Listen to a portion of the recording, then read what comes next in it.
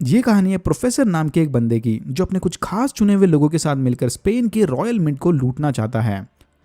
The Royal Mint of Spain मतलब ये होती है स्पेन की नेशनल तिजोरी, जहां पर ढेर सारा पैसा मौजूद होता है और यहाँ पर ढेर सारा पैसा छापने की मशीन भी होती है। तो प्रोफेसर और उसकी टीम का प्लान होता है स्पेन की रॉयल मिंट पर डाका डालना और अंदर जाकर ढेर सारा नया पैसा छापकर वहां से निकल जाना। नया पैसा क्यों? ताकि कोई उस नए पैसे की नोटों को ट्रैक न कर सके।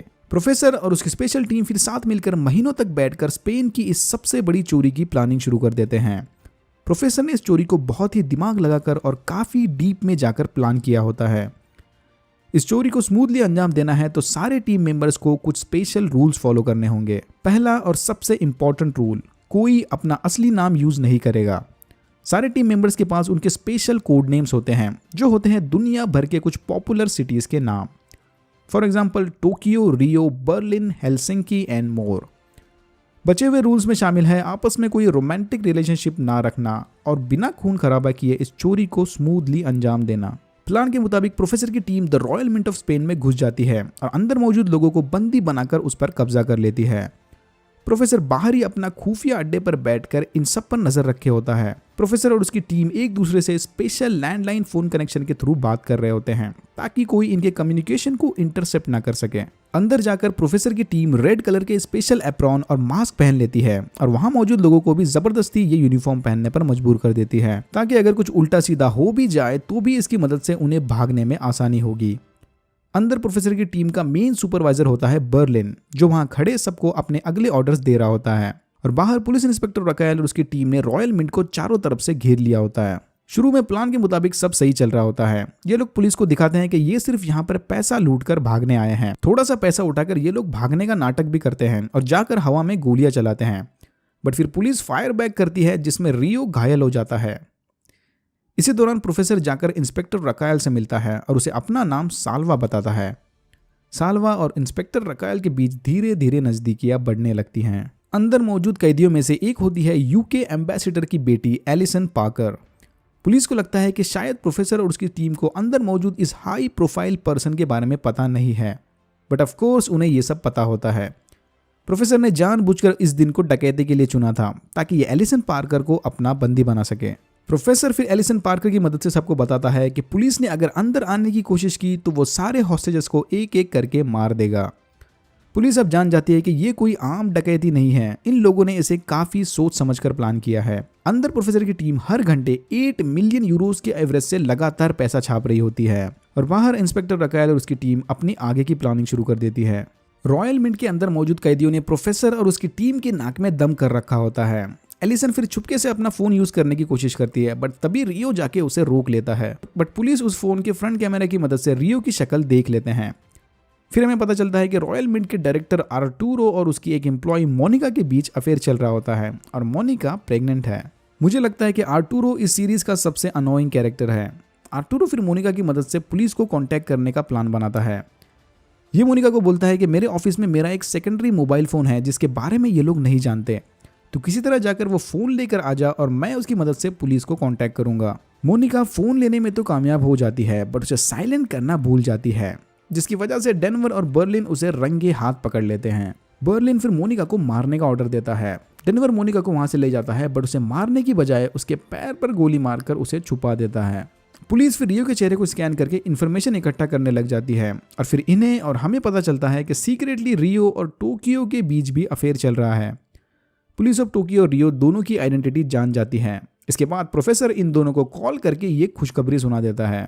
फिर बर्लिन कुछ हॉस्टेजेस के हाथों में नकली बंदूकें थमाकर उन्हें छत पर ले जाता है पुलिस को डिस्ट्रैक्ट करने, जिनमें आर्टूरो भी शामिल होता है। मोनिका की मौत की खबर सुनने के बाद आर्टूरो पागलों जैसा बर्ताव करने लगता है, जिसके बाद पुलिस उसे प्रोफेसर की टीम का मेंबर समझ के सीधा गोली मार देती है। गोली आर्टूरो के कंधे पे लगती है और वो बच जाता है, बट इसे अब सीरियस मेडिकल अटेंशन की जरूरत होती है। इंस्पेक्टर एंजल रूबियो फिर कुछ डॉक्टर्स के साथ उनका नर्स बन के आर्टूरो का ऑपरेशन करने अंदर जाता है और इसी दौरान चेक इन के वक्त प्रोफेसर की टीम रूबियो के ग्लासेस अपने कब्जे में ले लेते हैं और उसमें माइक्रोफोन लगाकर ग्लासेस को वापस उसके हवाले कर देते हैं। मौके का फायदा उठाकर रकायल और उसकी टीम एक अंडरग्राउंड टनल की मदद से अंदर जाने का प्लान बनाती है। इनका प्लान होता है लुटेरों का स्पेशल यूनिफॉर्म और मास्क पहनकर उन्हें बिना पता लगे अंदर जाकर उनमें घुल मिल जाना। बट प्रोफेसर को उसकी प्लान के बारे में पता चलता है और वो अपनी टीम को बोल के सबको नए टाइप के मास्क पहना देता है। रूबियो भागते हुए जाकर ये खबर रकायल को देता है और उनका अंदर जाने का ये प्लान भी नाकाम हो जाता है। नायरोबी और मॉस्को को फिर मोनिका के जिंदा होने के बारे में पता चलता है, बट इसकी खबर बर्लिन को देने की बजाय वो डेनवर की मदद करने का डिसीजन लेते हैं। प्रोफेसर को फिर पता चलता है कि बर्लिन अपनी मनमानी कर रहा है, रूल्स तोड़ रहा है और हेलसिंकी ने उनकी कार को ठीक से ठिकाने नहीं लगाया है और पुलिस अब उसी कार की तलाश में है। प्रोफेसर फिर खुद ही कबाड़ खाने जाकर उस कार से अपने फिंगरप्रिंट्स मिटाने चला जाता है। प्रोफेसर किसी तरह उस कबाड़ खाने में घुसकर कार से अपने फिंगरप्रिंट्स मिटाता है और वहां पर बर्लिन के जैकेट का बटन रख देता है ताकि पुलिस का शक सीधा बर्लिन पर जाए। कुछ भी करने का, बट प्रोफेसर से पंगा नहीं लेने का, समझा क्या बर्लिन। रकायल और उसकी टीम जंक यार्ड जाकर फिर उस कार को ढूंढ लेती है जिसमें उन्हें बर्लिन का वो बटन मिलता है और समय रहते प्रोफेसर भेस बदलकर वहां से भागने में कामयाब हो जाता है। प्रोफेसर के छोड़े उस बटन की मदद से पुलिस बर्लिन की असली आइडेंटिटी का पता लगाती है। रकायल फिर प्रोफेसर की परमिशन लेकर रॉयल मिंट ऑफ स्पेन के अंदर चली जाती है। रियो को रकायल की तलाशी लेते वक्त एक माइक्रोफोन मिलता है जिस पर उसका निकनेम लिखा होता है, रायो। इसे इस नाम से सिर्फ उसके मम्मी पापा ये बुलाते हैं। रियो को फिर माइक के अंदर एक छुपा हुआ मेमोरी कार्ड मिलता है जिसमें उसके पेरेंट्स का रिकॉर्डेड मैसेज होता है। अगर रियो ने पुलिस की मदद की तो ये लोग उसे जाने देंगे और बाकी सबको पकड़ लेंगे। रकायल फिर अंदर जाकर प्रोफेसर की टीम से मिलती है और उन्हें बताती है कि बर्लिन एक जानलेवा बीमारी से लड़ रहा है और ये अब बस कुछ ही महीनों का मेहमान है। इंस्पेक्टर रूबियो को अब रकायल के नए दोस्त साल्वा पर शक होने लगता है। रूबियो फिर जाकर साल्वा से मिलता है और चुपके से उसका चम्मच चुरा लेता है, मतलब उसका DNA sample and fingerprints. Rubio फिर जाकर ये बात रकायल को बताता है कि मुझे उस साल्वा बंदे पर डाउट है। मैंने उसका बैकग्राउंड चेक किया तो पता चला कि पास ही उसकी एक दुकान है।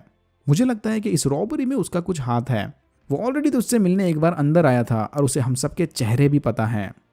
मुझे लगता है कि शायद यही वजह है कि प्रोफेसर हमेशा हम सबसे 2 कदम आगे रहता है। रकायल ये सब सुन के बहुत गुस्सा होती है और उससे बताती है कि तू साल्वा से जलस फील कर रहा है क्योंकि हम दोनों डेट कर रहे हैं। रकायल फिर उल्टा रूबियो को ही अपना सस्पेक्ट बना देती है और उसे बोलती है कि मुझे लगता है साल्वा नहीं, असली गद्दार तो तू है। रूबियो फिर वहां से चला जाता है, बट रकायल का पुलिस वाला दिमाग उसे चैन से बैठने नहीं देता और फिर ये जाकर साल्वा से मिलती है और उसे बंदूक दिखाकर बोलती है कि मुझे तेरे दुकान की तलाशी लेनी है। ये लोग जाकर दुकान की तलाशी लेते हैं बट इन्हें कुछ नहीं मिलता। रकायल फिर सिल्वा से माफी मांगती है and then they do it. दूसरी तरफ आर्टूरो कुछ इनमेट्स के साथ मिलकर वहां से भागने का प्लान बनाता है। रकायल से जबरदस्त गाली खाने के बाद एंजल रूबियो डिप्रेशन में चला जाता है और दारू पीकर गाड़ी चला रहा होता है। तभी एंजल को पता चलता है कि साल्वा के फिंगरप्रिंट्स उन्हें पहले मिले हुए पुलिस कार पर के प्रिंट से मैच हो गए और वही प्रोफेसर है। एंजल रूबियो फिर कॉल करके ये बात रकायल को बताने की कोशिश करता है बट उसका फोन नहीं लगता, जिसके बाद रूबियो उसके घर कॉल करके एक वॉइस मैसेज छोड़ देता है और इसके बाद इसके गाड़ी का एक्सीडेंट होता है और वो कोमा में चला जाता है। इस वॉइस मैसेज को रकायल की मम्मी सुनती है जिसे अल्जाइमर यानी भूलने की बीमारी होती है। रकायल की मम्मी फिर कॉल करके ये न्यूज साल्वा यानी प्रोफेसर को बताती है कि रकायल का फोन नहीं लग रहा है, अगर वो तेरे साथ है तो उसे बताना कि एंजल रूबियो ने उसके लिए कोई मैसेज छोड़ा है। प्रोफेसर फिर जल्दी से रकायल के घर चला जाता है और रूबियो के वॉइस मैसेजेस डिलीट कर देता है। रकायल की मम्मी अपनी भूलने वाली बीमारी की वजह से ऑलरेडी सब भूल गई होती है। आर्टूरो को फिर पता चलता है कि मोनिका जिंदा है बट अब वो डेनवर को चाहने लगी है। इसके बाद गुस्से में आर्टूरो अपना सारा फोकस वहां से भागने पर लगा देता है और ये अपने साथियों के साथ मिलकर 16 लोगों को वहां से भगा देता है। इसी दौरान कुछ भगोड़े हॉस्टेजेस जाते वक्त हेलसिंकी के साथी कम भाई ओस्लो को मार देते हैं। इधर प्रोफेसर रकायल के घर बैठकर उसके घर आने का वेट कर रहा होता है। फिर ये उसे सरप्राइज देता है और दोनों बैठकर आराम से उसकी मम्मी के साथ सूप पीने लगते हैं कि तभी रकायल की बत्ती जलती है कि इतने बड़े प्लान को अंजाम देने के लिए इनको लंबी प्लानिंग की जरूरत पड़ी होगी। लुटेरो के पास पावरफुल मशीन गन्स है जिसे यूज करने के लिए उन्होंने किसी सुनसान जगह पर टारगेट प्रैक्टिस की होगी। रकायल फिर वहां से उठकर अपने कमरे में जाती है और उसकी टीम को कॉल करके बोलती है कि आसपास के लोकेशन में कोई सुनसान घर को ढूंढो जहां पर बहुत सारी खुली जगह और एक गन रेंज होने के चांसेस हैं। प्रोफेसर बाहर खड़ा ये सब सुन रहा होता है और फिर वो नॉक करके अंदर चला जाता है। दूसरी तरफ प्रोफेसर की टीम अपने हॉस्टेजेस को 1 मिलियन यूरोज भेजने का लालच देके उन्हें भी अपने प्लान में शामिल कर देते हैं ताकि उनका काम तेजी से हो। रकायल की टीम फिर उसे कॉल करके बताती है कि उन्हें एक जगह मिली है जो प्रोफेसर की प्लानिंग का अड्डा हो सकती है। फिर रकायल प्रोफेसर के साथ गाड़ी में बैठकर उस लोकेशन पे चली जाती है। इन लोगों के वहां पहुंचने से पहले ही फोरेंसिक जांच वालों ने उस घर और आसपास के एरिया की छानबीन शुरू कर दी होती है। प्रोफेसर बाहर गाड़ी में वेट कर रहा होता है और रकायल लैब कोट पहनकर अंदर छानबीन करने चली